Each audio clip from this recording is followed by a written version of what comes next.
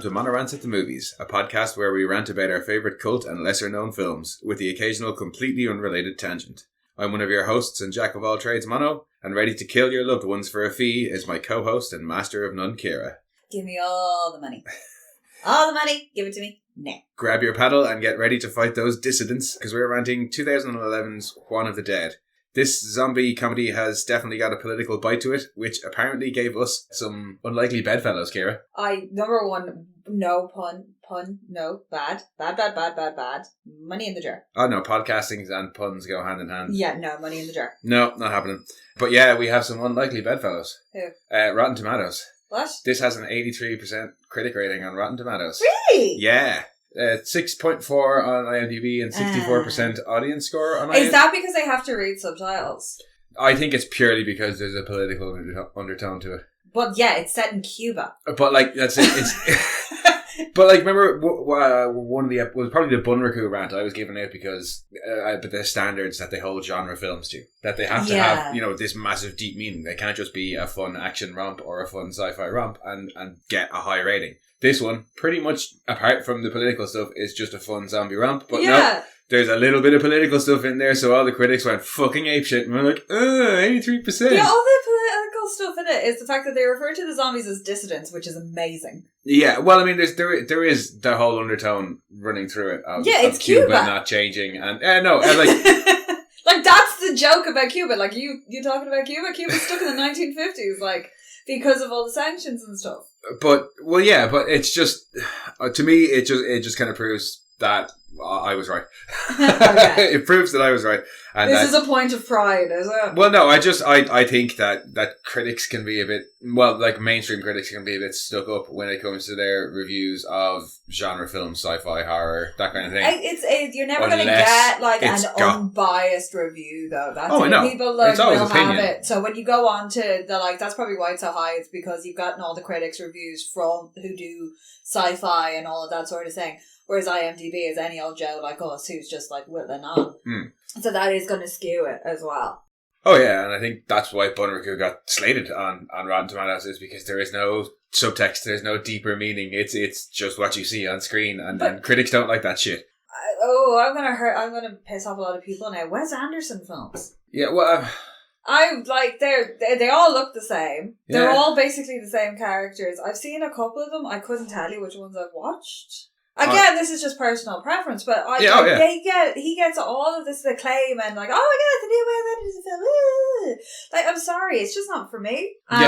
You know, but because they have like this huge critical fucking like wankery going on around them, people think they're amazing and they go to see them, and that annoys me because then people dismiss smaller films or more niche genre films as not being as good. Oh, definitely. It's like the whole, like, I read comic books, so people are like, oh my god, you read comic books, read a book. I read books as well. Like, I fucking eat books. I just bought myself a new e-reader after killing yet another one. Yep. And people look down on it because I read comic books as well, because they think it's not as intellectual. Or... Oh yeah, every form of media has its own snobbery. Yeah, You know, and that's basically what happened with this. Well, this kind of eked its way in because of snobbery, because it has this political undertone. Yeah. But enough shitting on critics, I suppose. I mean, we do it all the time. we can't get an episode out without giving out about critics, it would seem. So yeah, let's dive into a summary then. Petty criminal and full-time slacker Juan forms an unconventional crew of exterminators so he can make a quick buck off Cuba's new undead dissidents. But after rescuing his estranged daughter, Juan must face his and his country's inability to change. Yeah. I went a bit Hallmark at the end there with that summary. Yeah, just a tad. But that's kind of it. It's Juan of the Dead. Not to be derivative or like dismissive of it, it's Cuban Shaun of the Dead. Better than Shaun of the Dead. Yeah, I'd go so far as to say it is. Certainly to me. But yeah, I think that's just because I can see myself in this. Like, literally, every character in this, I know somebody like that, or I am that person, and I was like, that's literally what we would do in the zombie apocalypse. Yeah, we definitely knew a Juan character who would have monetized this. Oh yeah, like, I mean, my character notes as they are. Yeah. I have no notes for any of the characters. I just have their names because I'm not good at taking notes. Let's face it. Like this show isn't Mano's well-curated notes. No. But the one note that I do have... your college notes, and most of them are just scribbles on the side of handouts. Pretty much, yeah. Hey, look, I mean, if it's not in the handout, it's probably not worth knowing. But yeah, the only note I have for any of the characters for Juan is Cuban Bren. And unless you knew our mate Brent, that will mean nothing to you. Yeah. But yeah, no, it probably says more about us that we identify with the petty criminals in the zombie apocalypse. He's resourceful. He's a hardworking guy. He's got to put some rum on the table. And hey, it's Cuba. It is Cuba. Sticking with the Shaun of the Dead comparison is probably a good way to jump into the characters as well. Well, because you've got Juan, who is a bit of a geezer. Everybody knows somebody like him, and if you don't, you know somebody who does know one. He's the guy who can get you anything, no questions asked. Yep. On either side. I was just about to say. But at the same time, if you're his mate, he'll give you the shirt off his back. Yeah. He's a grafter. He's a bit dodgy, but he's Juan's a good guy. Yeah, he's doing his thing. He's getting along. He's not trying to hurt anybody. Well, plenty of dissidents. Physically, more than they can take. Yeah. But yeah, everybody knows somebody like it, or, is aware of somebody like Juan. Yeah, but where Shaun is manager of a small computer electronics store chain, Juan is... Was he the manager? I think, or middle manager, or supervisor, some kind of, because he's doing his team meeting thing at the start. Are you sure you're not mixing that up with Black Books? No they promises. want to take my hair! No, I'm pretty sure, it's been a good while since I watched Shaun of the Dead. The last time we watched Shaun of the Dead was the drive-in movie with the haunted house. That was ages ago. Yeah. That was ages ago.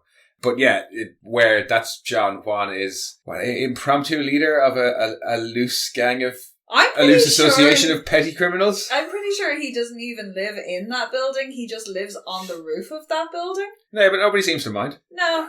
And, yeah. Nobody seems to mind. And in fairness, would you get in that elevator in that building, considering it gets stuck between floors? It seems that two of our other main characters live on the roof with him, that being his best mate, Lazaro. He's the Cuban Nick Frost. Yeah, he's the Cuban Nick Frost. But far more violent if you owe him money.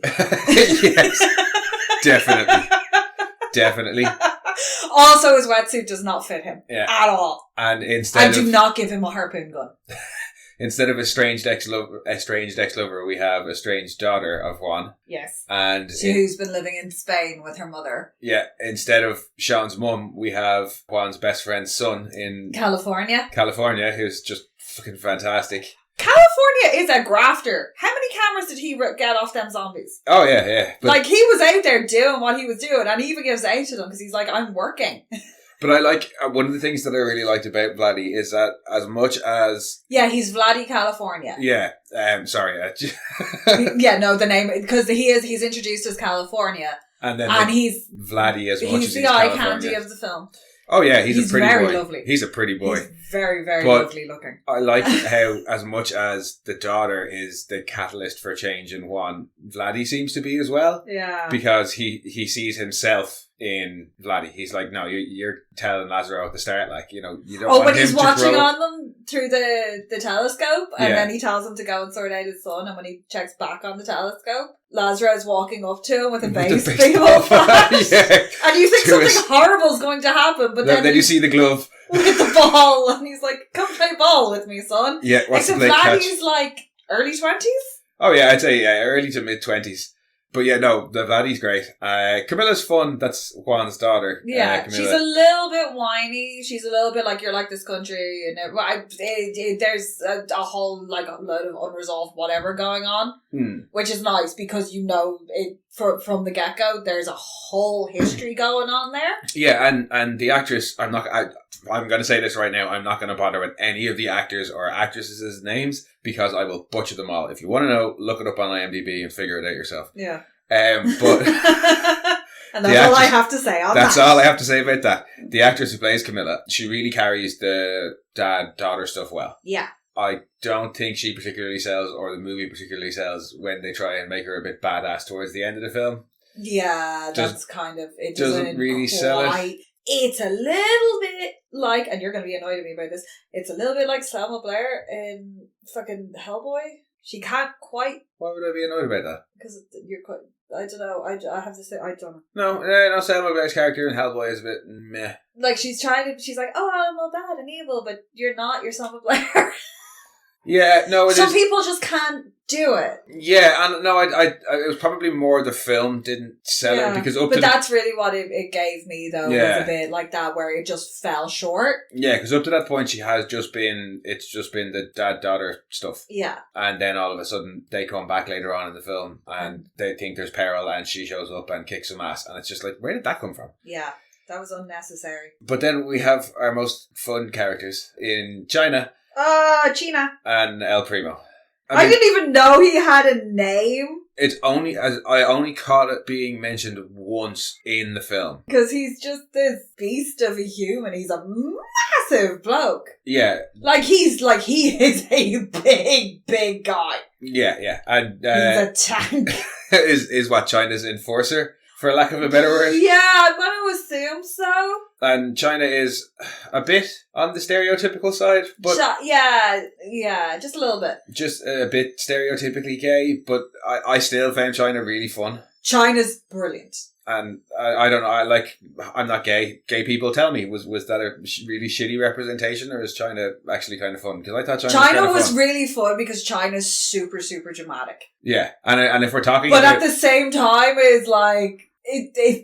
China's that kind of gay that's like, yo, I don't know what I'm saying, hang on. Is like camp, but not trying to be like, not a drag queen. I saw actually there was a review I was reading where they referred to China as being in drag, and I was like, no, China's not in drag. In fact, there's a point in the film where Juan calls him a girl or girly, and he's like, excuse me, we're standing here right naked, and you can see what a specimen of a man I am, or something to that effect. China just likes to wear ladies' clothing, and that's okay. But it's just tight, revealing clothing that China wears. Very tight. It's very tight. Very tight and very revealing. Yeah.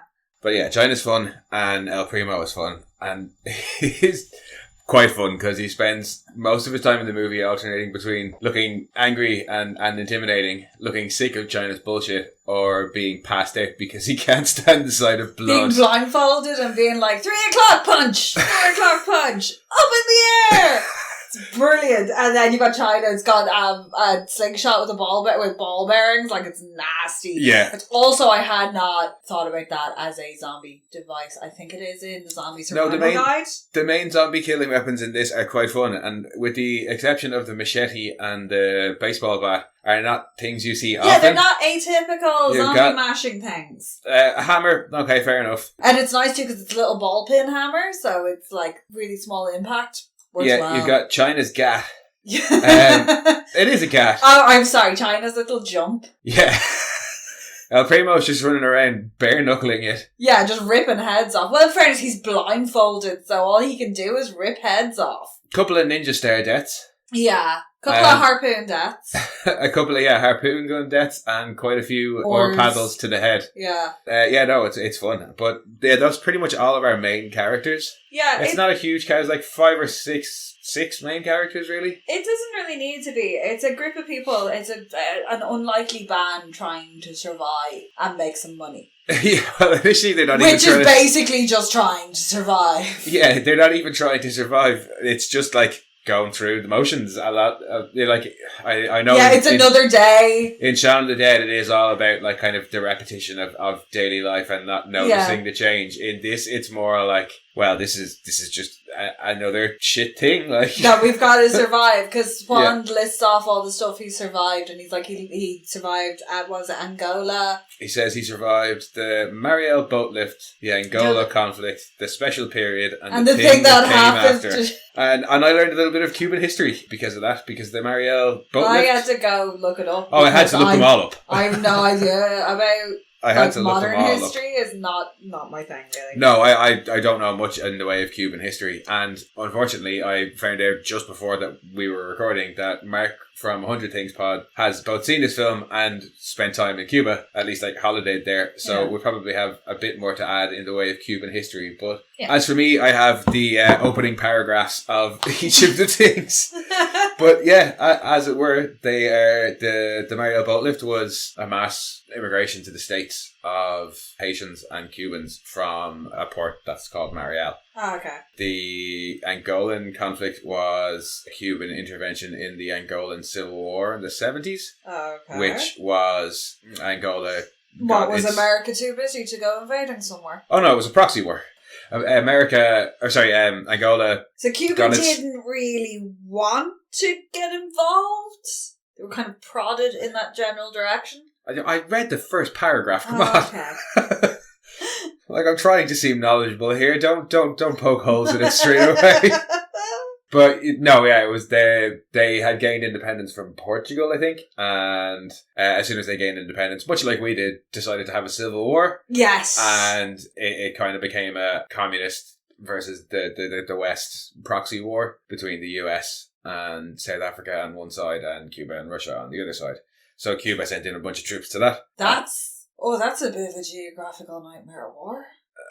So many of the proxy wars were, though. Like, gee, yeah, well, so basically it was Cuba and Angola were having a go at each other. Well, no, but realistically, America and Russia were the ones having a go at each other. Angola were having a go at each other. Backed by America and Russia, and then Cuba decided to insert itself. I just read the first paragraph. Okay. Sorry, I'm just trying to get my head around a proxy war. Go to Wikipedia. Okay. Because the special period was basically a recession that happened in Cuba in the 90s following the collapse of the USSR. Yeah.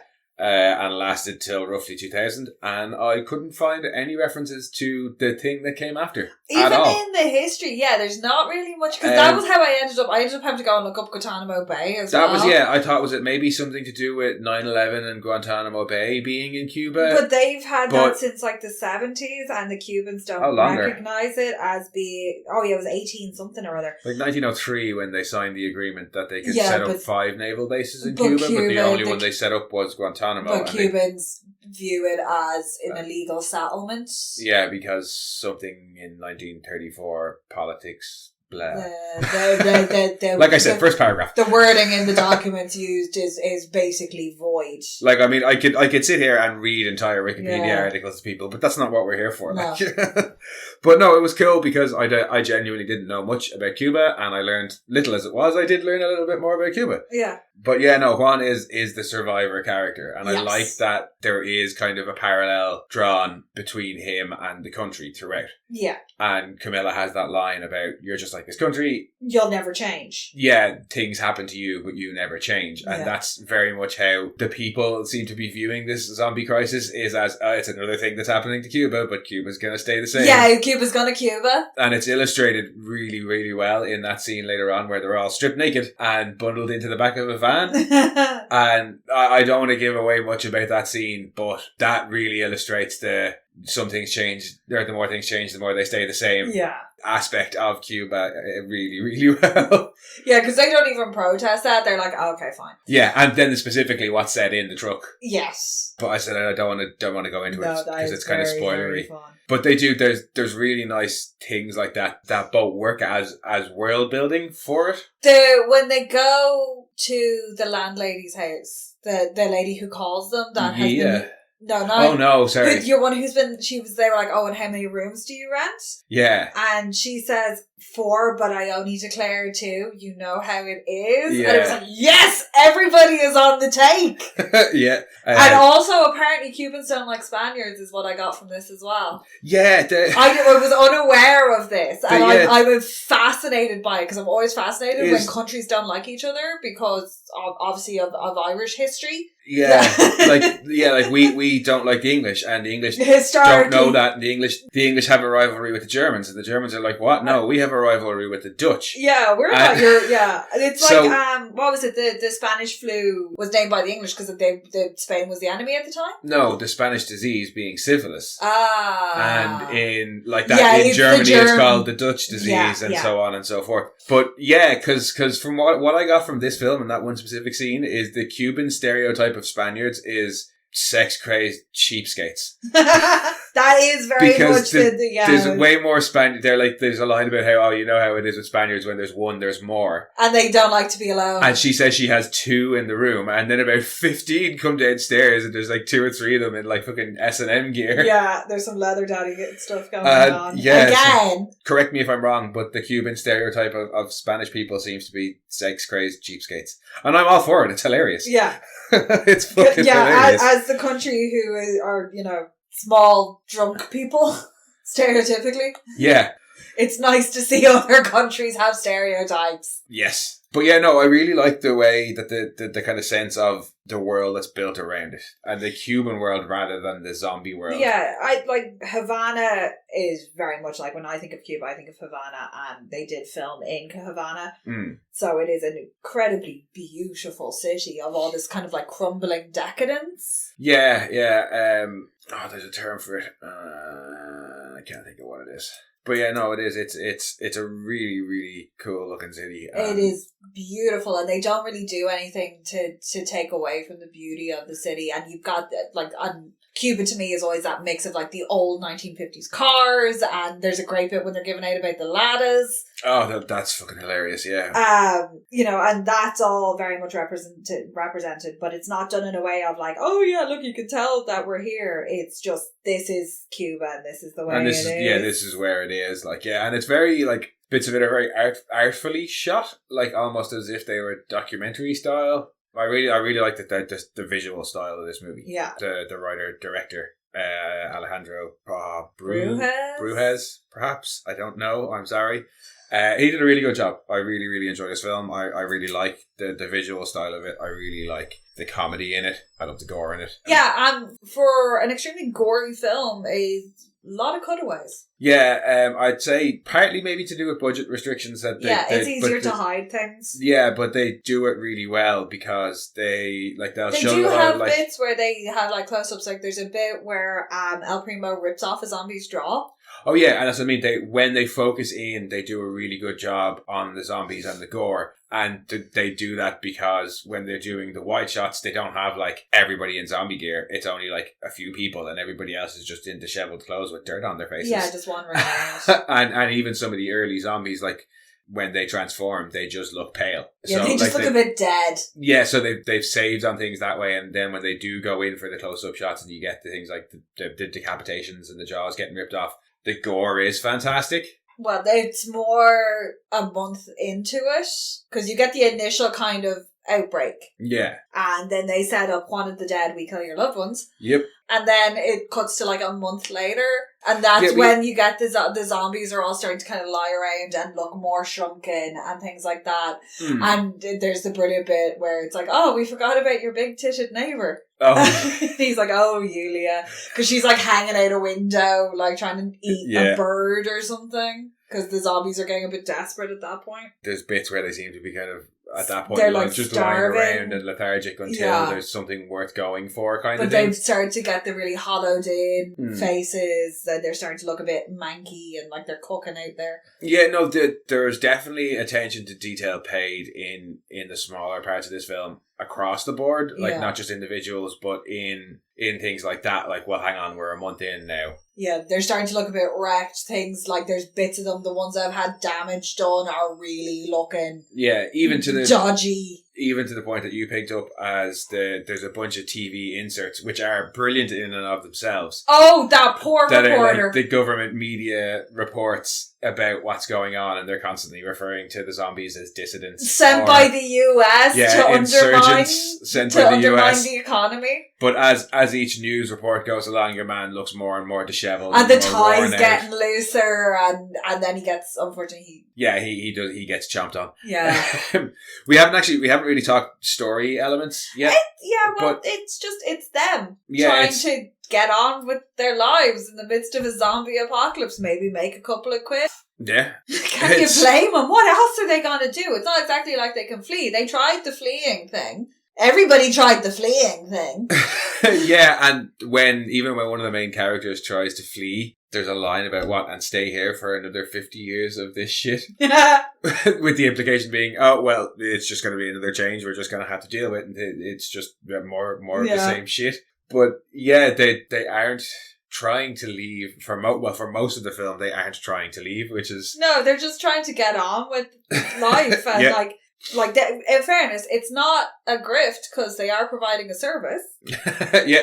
You know, they're actually doing a decent... and they even, like, have a disposal option. They do. Don't just kill them and leave them there. They will, dispose of them for a fee. Yeah. But they are providing a service, so, can't fault them on that one. Yeah. In fact, they're working harder than they ever have. This is true. And it is a service to the community. Oh, and speaking of community, I love how at the start there's a community meeting. Oh, outside the revolutionary headquarters? Yeah. Is that it? I think so, yeah. And Juan and his band of miscreants have their own little meeting because it's the perfect place. Yeah, everyone, well, presumably under communism, there was probably a ban on illegal gatherings like we had here, which is why we play hurling on a Sunday. Yep. But there's even a line about when your man Mario is a zombie and they talk about how zombies are dissidents and they're like, Mario is no dissident, that's a big pussy squealer if ever I saw one. So obviously, yeah, there's still this attitude of, oh well, they weren't at the town meeting, better go and tell somebody. Yeah. It's squealers and dissidents. It's party men and it's for or against in everything. Yeah. So yeah, that just like that little clever bit of no, we're gonna have our crime meeting at the town meeting. Well, everyone else is gonna be there and be weird if you didn't. And everyone else is stood in their own little groups having little chats. And then when they're talking about some of the people, 8 car radios were stolen. Yeah. And the look goes around the group and China's like, what? Yeah. He's like, you don't shit on your own doorstep. Yeah, and Juan's only protest is that you don't shit on your own doorstep. Yeah, good advice. Oh yeah, definitely.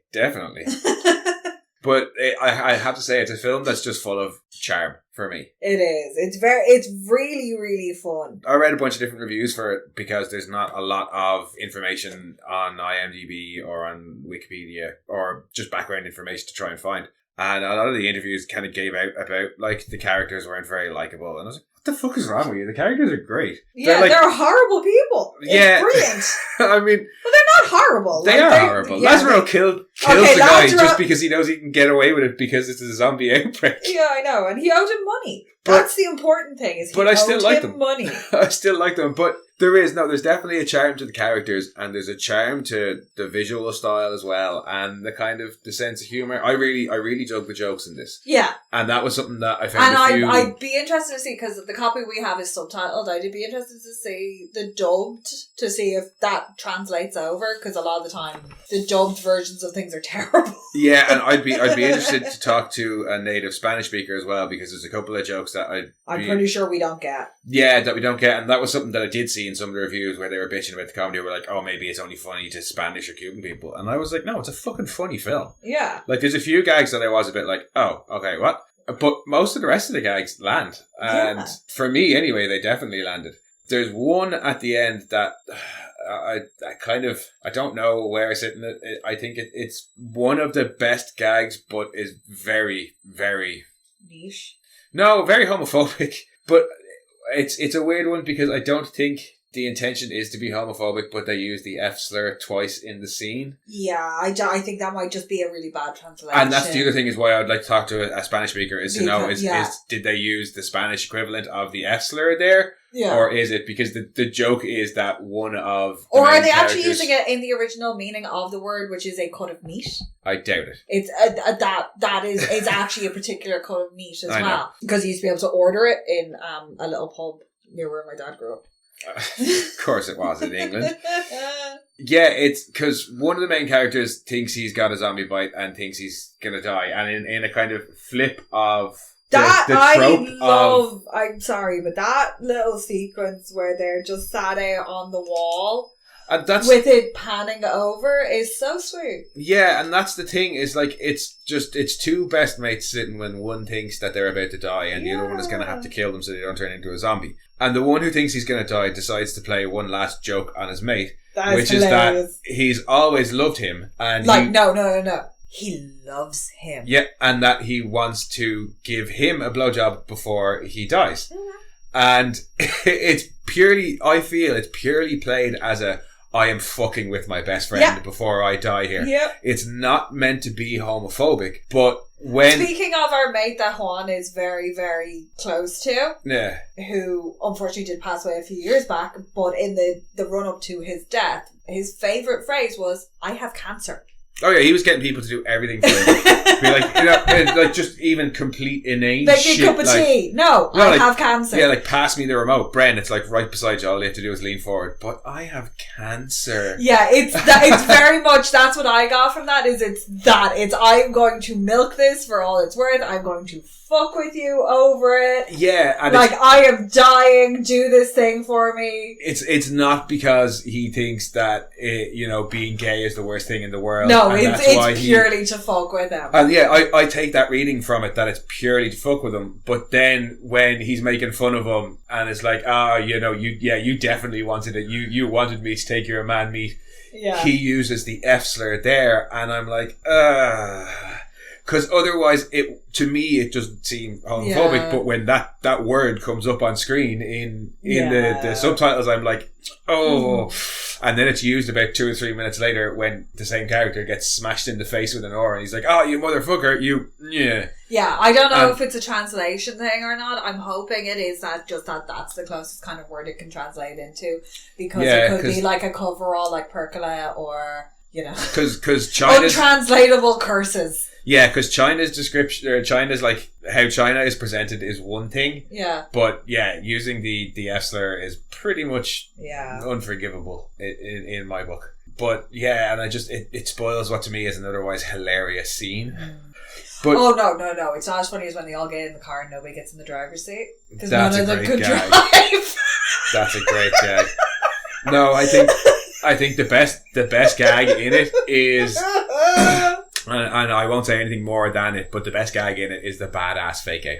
Oh, yes. The badass fake out is fucking brilliant. Yeah. I just say I was delighted at it? Oh, yeah. We could talk about how much you loved it. Just don't say what happens. Yeah, because at this point, you want them to kind of scrap their way through themselves without... Yeah, and it's at that point in the film where it's like, oh, yeah, this is around the time you'd introduce that kind of character, and it's masterfully done. It made me really, really happy. It made me so happy. And the character itself, Padre Jones. Oh, he's a bit intense. He's a bit intense. The accent, I could not fucking get with the accent. I had no idea. He's the only English-speaking character in the movie. Yeah, but the accent's all over the place. The socks and the sandals also made me think he was German for a little bit. The accent was like South Africa by way of France and Portugal. But with a stop off in like the Caribbean, it's fucking bizarre. And also with false teeth a size too big in your mouth.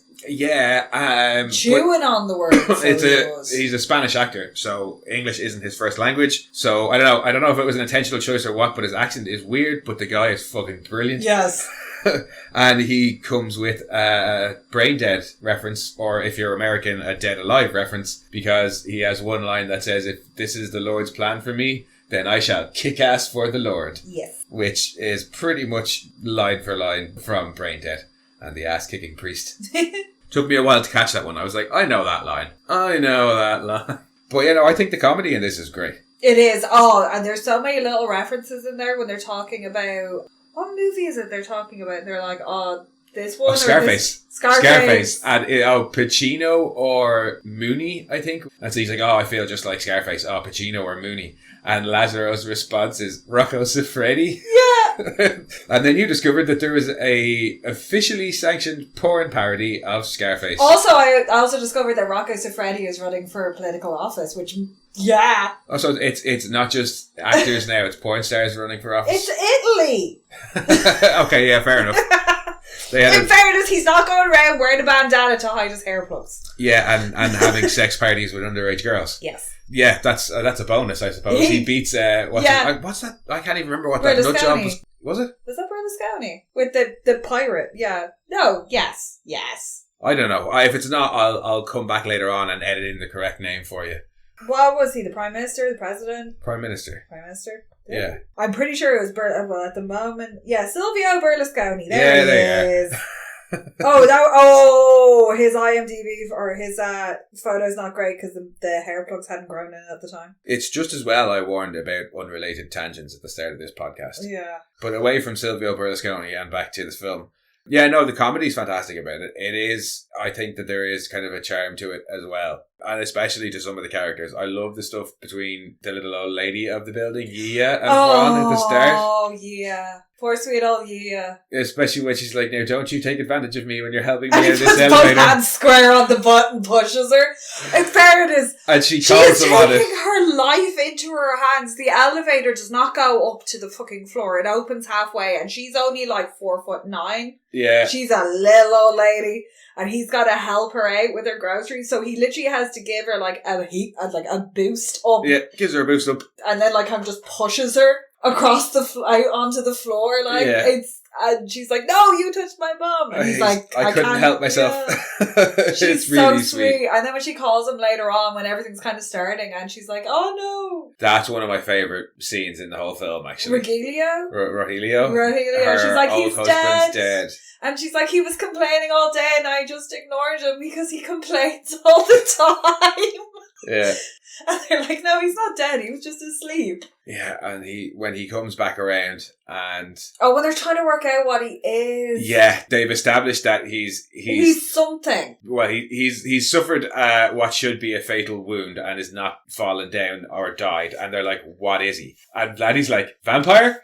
And no, you don't even see it. It just cuts back straight away to Rogelio, and he's got this like... What is it when there's like a whole bunch of cloves of garlic together? Yeah, it's all like plaited together. Yeah, and he's just got one of those shoved in his mouth, and they stake him once and nothing happens, and they stake him another like 3 times and nothing happens. But the fact that Rogelio looks down at the stakes and then looks at them and tries to go for them again. So then they're like, oh wait, what if he's possessed? So they grab a crucifix and start like... doing a made up on the spot exorcist chant. They're like, that's not a prayer. He's like, I don't know any prayers. What the hell would you say? And I love this aspect of trying to figure out what the fuck this thing is. Yeah. Like, is it a vampire? No, is it? And then when they set up on the roof and they have a whole load of people and they're trying to like pull their knowledge, and that's where Gina shows up and is like, if you destroy the head, or they don't like him. Oh, if you cause severe brain trauma, it kills them. Yeah, I do like that. Stops them basically. When the 2 lads are trying to give a class about zombie killing, but they're basically using it to get information. They're like, now, has anybody noticed that there are different types of zombies? And somebody's like, oh yeah, there's some fast ones and slow ones. Yes, there are. Now, does anybody know why that is? And nobody does. And he's like, damn, I really wanted to know that one. But when they call back kind of to the scene when they're trying to figure out what Rogelio is later on with the badass character, and Juan is trying to ask him in English, like, what are these things? And he's like, what are they? Because none of them speak English, and he's like, hi, how are you? My name is Juan. Would you like a beer? Cigar? But yeah, when he's like, well, outside, what are they? And he lists off the things. He's like, vampire, ghoul, demones, and he's like, dissidente. And the last thing he says is, lobster? He's like, what the fuck are they? Yeah, because they've seen them in the water as well. That's actually brilliant. When everybody's fleeing. Yes. And they have the shot down from the water and you can just see them all walking along the bottom. Yeah, that, and it is supposed to be, as far as I know, a direct nod, because there are a few, obviously, Romero nods. Yeah. And that one's supposed to be a nod to, I can never remember the name of it. It's an Italian zombie director from the 70s. We have it in there. It's the Zombie vs. Shark one. Yes. That in America, it's called Zombie vs. Shark. I can't remember what it's called. We have like a box set of his work. It's an Italian director. Yeah, we have 3 or 4 of his. But yeah, that's supposed to be a direct reference to the Zombie vs. Shark. But that is lovely, that little shot. Oh, when they're on like their little raft thing. Yeah. The 3 or 4 tires, which is fucking ingenious. Oh, never mind that. Poor fucking Ciara getting whipped around in the water and nobody notices. But when they stick their head down and you can just see them all, these like, because the water's quite clear, you can just see these shadows going across the bottom. Yeah, no. They're like, oh shit. They did. They had a $3 million budget. And they used it really well. They made a really, really good job using it. There is 1 or 2 dodgy CG shots. But I'll allow it. but there's literally only... I'll allow it because there are movies with bigger budgets and shitter CG. Oh, definitely. Yeah. So I'll allow it. Definitely. And it's only like, I think there's only literally 2 shots that I can think of where I was like, oh, that looks a bit meh. Yeah. And if I'm right, they're both explosion shots, like background explosion shots, and explosions are one of those things that, unless it's done live, or unless you Stargate. Cop later, that was Stargate. Yeah. Bigger! Which is just a cap full of petrol going woof.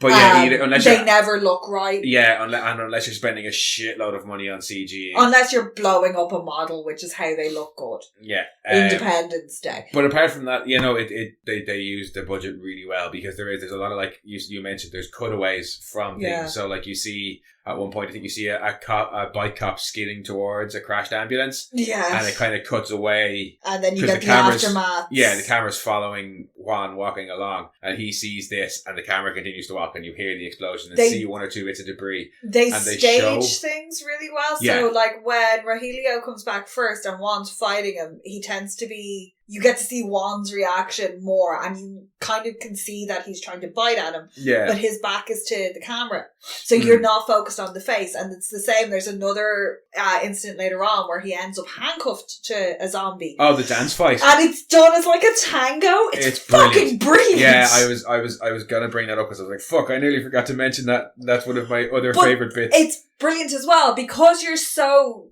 busy watching Juan be terrified and also spinning this person around the room in a fabulous fashion. Yeah. Hampered by obviously having a handcuff, that you don't really mind the fact that they're just kind of painted grey. Yeah. And as I said, when they want to show you haggard zombies and fun gore, they do it quite well. So I'm okay with that. Like, to me, that's just a good use of your budget and your constraints and what you have. Yeah. And I'd rather see that than hundreds and hundreds of shitty looking zombies. I'd far rather see Alien a bunch 3. of, yeah, we keep coming back to that.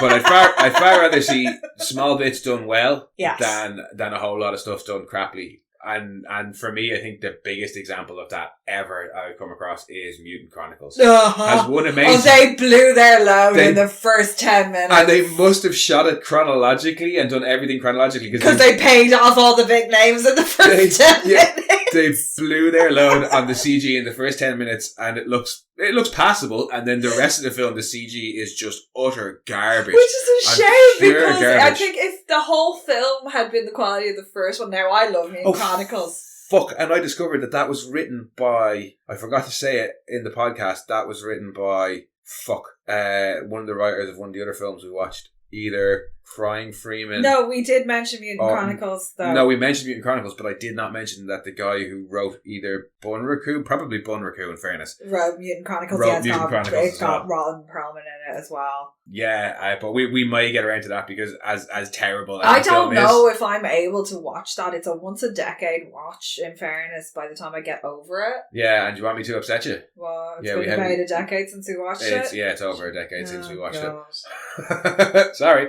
God, that means it's time to watch The Human Centipede again. Yeah, we should definitely do The Human Centipede. I don't know. No, just the first one. Okay. Just the first one. The other two do not exist to me. I can't spell chronicle. It doesn't matter. It doesn't matter. But they Cronkle. Cronkle? Mitch Hunter. Mitch Hunter? Yeah, that's Thomas Jane's character. Oh, for God's sake, I thought... No. Because it's directed by Simon Hunter. God, what? Get me the one bit of information that I want, please. Event Horizon, Philip Eisner wrote... Fuck, it was the event... Yeah. Shit.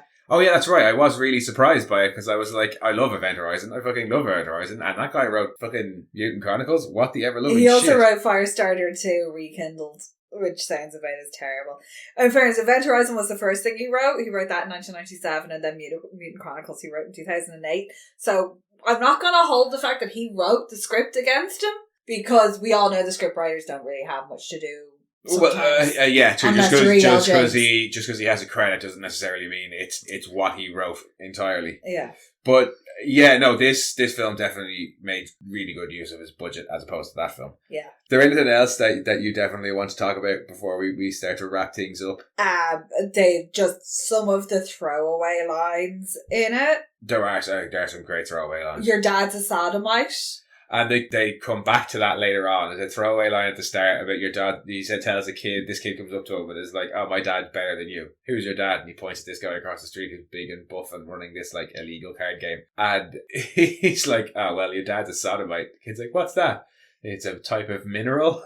Yeah. But they call back to that then excellently later on. And I didn't actually pick that up straight away the first time we watched it, like years back. All the TV stuff is great as well. The little TV clips going in just with the progression and the fact that the country is steadfastly holding on to the notion that this is dissidents and it's all the US's fault. Yeah. And the people on the ground don't really care. And it's not like it's a massive spoiler or anything, but I like how the last TV broadcast when shit goes down and the government are still trying to say, oh, no, look, we're some month on, but things are starting to come under control now. And your man gets eaten by zombies. And that's the point where they're like, right, okay, fuck, it's time to get out. Because if the government can't even keep up the pretense of the lie that everything is okay anymore, things are really fucked. Yeah. And I like that that's the final kind of shock of, oh, fuck, right, well. Well, the government's fucked up. Yep. Yeah, and I really like it's not a shaky cam, but the kind of shaky cam walk where when he goes to get Camilla is done really well. Oh, that's when we see a lot of like the aftermath of stuff being portrayed really well. Oh, because they all go down to a protest, and that's when they realise things aren't entirely okay, and that's when he leaves to go and get Camilla, which is very sweet because his first thought is to get his daughter, while California and fucking Lazaro are out looting everything. Yep, pretty much. Yeah. Sometimes Lazaro. Yeah. His response to things, like when they're the old man in the wheelchair who's getting attacked and they're like, go help the old man. And was there, the old man bit is brilliant, but there was something that you just reminded me of there. Is Lazaro supposed to have a stutter or like some kind of... Because there's that one bit where he's like, don't shout at me, and it's never... He's like, don't shout at me or I'll get stuck. And he's like, this building is big and I don't want to get lost or something along those lines. And there's another bit where Juan starts to get angry with him and he doesn't say anything, but you can see it in him. He starts to get uncomfortable. And yeah, I feel like they were trying to, like, Lazaro's got like either a stutter or some kind of thing like that. Looks after him. Where, if he gets put under a lot of pressure, he doesn't know what to do and he panics and he can't function and he has a bit of a panic or an anxiety attack type thing. I don't know. I didn't really... But you picked up on it as well, though. Yeah, because there was the one bit where he's like, no, I'll get stuck. But then it never really is mentioned again. Yeah, so there's one small bit later on that I thought could have been... I was like, oh, okay, maybe there's something I'm missing because I'm dealing with subtitles. And yeah, like you said, maybe it is, like you said, maybe... There could be something like the way he's pronouncing things could be off and we don't know because we don't speak Spanish. That's a very good point. Yeah, they don't have any stutters come up on screen, but in Spanish he might be as he's talking, and maybe there might be a cutscene somewhere where he does say something about like, oh, hey, you always took care of me or whatever, because they don't talk an awful lot about their past in this, with the exception of maybe when Camilla and Vladdy are reminiscing about what their dads used to do to them when they were to them, but all the scams that they made them pull. I'm sorry, but Juan had the best. When he threatens California, when he brings his daughter, because she's in her like early 20s and she's rather attractive. Yeah. And they're two very good looking young people, and it's the end of the world. And it tells Vladdy that he'll like rip his balls off. Yeah. And he just turns around to Camilla and goes, he has herpes. Yeah, watch out for this guy. He's got herpes. And she's like, no! I was like, that is just mwah! I love that is parenting. When they're doing their like zombie killing class. Yeah. And they get to like, all right, let's actually do some zombie killing. And Juan throws a ninja star and gets a zombie right in the eye. Yeah. And this little old woman just goes, Ernestino! And collapses. Because they have like 4 or 5 of them that they've rounded up. Yeah, they're chained up. Target practice. Juan turns to Lazaro and he's like, I thought I told you to make sure you got no relatives for target practice. Fucking brilliant. But yeah, like that. How was that not a funny gag? Who would? That was fucking hilarious to me. Hilarious. Yeah, I also am like, how did you not notice up until this point? Yeah. No, it is. It's a really funny film. I think it's really charming. I've said a few times. Yeah. Not particularly like scary. It's not a horror comedy by any means. It's no more scary than Shaun of the Dead or Zombieland or any other zombie comedy. No. But the zombies are done well. I think the zombies are done really well. The only thing that I would maybe kind of have to say negative about it, apart from the kind of the dodgy CGI that I mentioned and Padre Jones's accent, is it's a bit montage heavy. Well, yeah, there's 3 montages, but they are kind of fun too. One of them is they're all zombie killing montages. Well, one is a bit of an A-Team montage. Yeah, the zombie killing ones I don't mind because they were actually really fun. They were very entertaining. No, the story is a bit loose feeling. It kind of just plods from one scene to the next, and it doesn't feel like it knows where it's going. Yeah, things just kind of happen, and they react, and then they just continue going on about their day. Yeah, and I mean, part of that might be intentional because there's that whole theme running throughout it of things happening to people and places, but no actual real, noticeable change affecting. No change is affected, but I still... Except that wall of empty rum bottles got higher. Yeah, that definitely got built up. It's mulatto rum as well, which I saw the box and was like, what?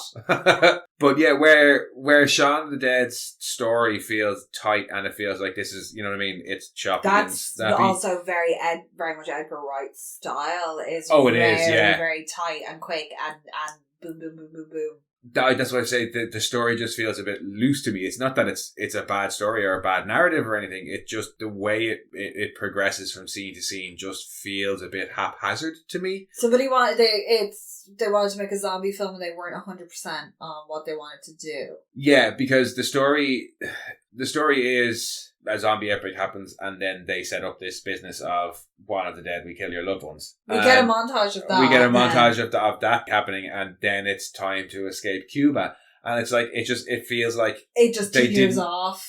Yeah, they didn't really focus. It feels like the meat of the movie should be them going around killing a bunch of zombies and getting paid for it, but we really only see one full scene of them operating as Juan of the Dead and then a montage. Yeah, and then they have to, search the house because she gets killed. And then even without his money, get the money up front and on the back. And then after that, they go waiting for the bus. Yeah. And we get that whole thing. And yeah, it just, the way... It just kind of drifts around. Yeah, and I mean, I still really, really enjoy it. That would just be, if I had a major criticism, it would be that the story does feel a bit loose. But I love the characters, I love the comedy, I love everything else. But that's almost kind of like the way they are as well. That's the criticism of Juan, is that he's never committed himself to anything. That's what I said, is that so until he makes a concrete decision, the story it just kind of drifts. And as I said, that could have been an intentional choice. Yeah, but it just his inability. If it was an intentional choice, it didn't come across well enough because it did just feel like the movie didn't really know where it wanted to go. Yeah. As opposed to it feeling like a deliberate choice, like the comparisons between Juan and Cuba, which are supposed to be obvious. Yeah. I saw a few people having a moan as well that the film was like, oh, well, because it's so anti-Cuba, it's obviously very pro-capitalist. And it's like, I don't think the film was like anti-Cuba or anti-socialist. No, so much as it was a commentary on the state of it. It's like us watching fucking anything Irish-based. Yeah, I think it's not saying that like, oh, Castro bad, socialism bad, Cuba bad, and capitalism good, America good. Because one of the lines of the film when he's talking about leaving and going, they're like, where will we go? And he's like, somebody says Miami. And he's like, anywhere but Miami if we have to. And then he says, fuck, capitalism will take its toll on us in the end. Yeah. The last thing Juan wants to do is go and fucking take up the capitalist lifestyle. Yeah. And in fact, without giving away any spoilers, in the ending it's very clear Juan has not given up on Cuba. No. And Juan is not willing to give up on Cuba. So I don't know where, it was just one particular review, this person got the idea that it was a very pro-capitalist, anti-Cuba film. I was like, no, it's not anti-Cuba. It's anti... pro-capitalism going on in there at all. It's because the film I don't think they buy a single fucking thing. They rob everything. Yeah, because the film takes swipes at Castro's government and at that kind of, the secret police knock at the door, the squealers and things staying the same. If it was made by an American, maybe, but it's an Argentinian director. Yeah, and it's a Spanish-Cuban production. Yeah, that was allowed to film in Havana. So the film. I don't think it's anti-socialist or even anti-communist. What I think the film is anti-totalitarian regimes. Yeah, and I'm not saying that Castro's regime was entirely that, but it definitely had its issues. Yeah. And like at least it's a recognition of how the normal people feel as well, because a lot of the times when you get these like big like sweeping anti whatever type of government it is statements, it's always like somebody high up in the government. It always tends to be a political based like thriller or something like that. This is just normal people being like, oh well, fuck it.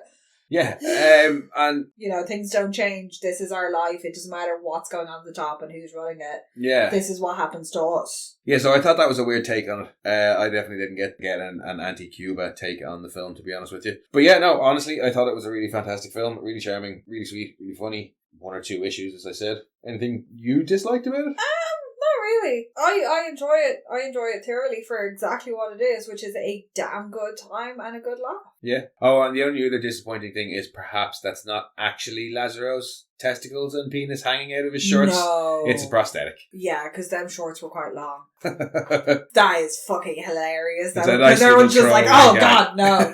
No, put your knee back down. Just whoop, there they are. Not unlike us to end on a dick joke, really, is it? No.